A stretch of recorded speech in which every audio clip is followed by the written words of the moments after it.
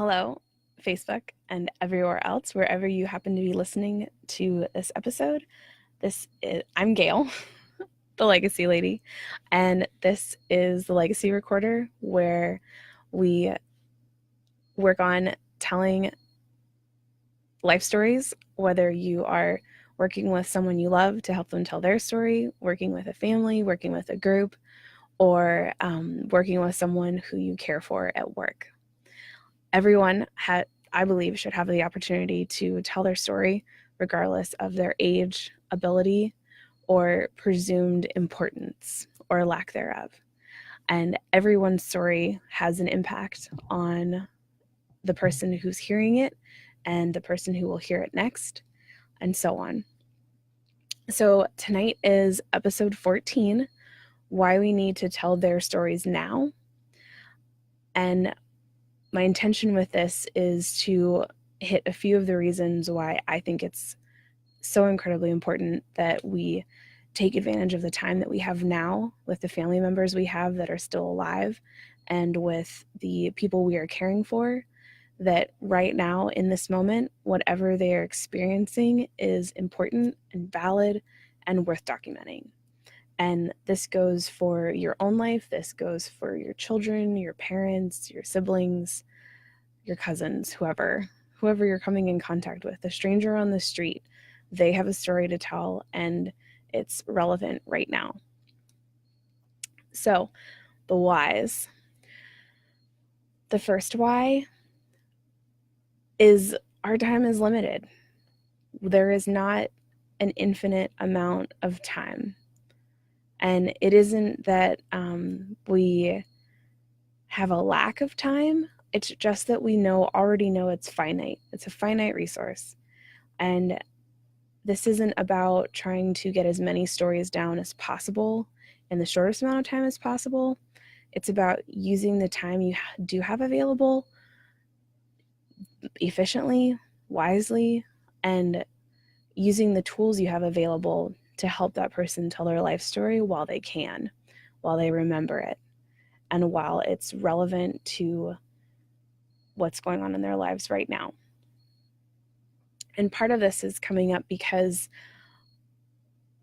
the passage of time sometimes leaves us with, or it's just mind-boggling how fast time goes, and we don't realize while we're in it in the day-to-day, we're not seeing how fast it's going. We don't see how fast it goes until the whole week has gone by, or prior to this episode, I looked at the clock and realized that it was 9:15 and that I was planning to go live at 9:30 and the day just completely ran away. And it's not that I didn't use my time wisely. It's not that I didn't make good choices with my time. It just poof, the day was gone. So with our family members, with people that we know we want to work with to help them tell their life stories, this, I think, happens a lot. And by the time we get around to remembering that we need to do it, or making the time, so to speak, to do it with them, many times it's already too late. They pass away, and then we remember, oh yeah, I wanted to do that and now I can't. And my hope for you is that you won't be one of those stories. I want you to have the opportunity, if you'd like it, to start the storytelling process now, even if it's not in a written book form. So another why of telling their stories now is that the generations coming up behind our elders really need to hear what life was like before things were the way they are now. And learning from our past is just as important as focusing on the future, and is just as important as working in the present.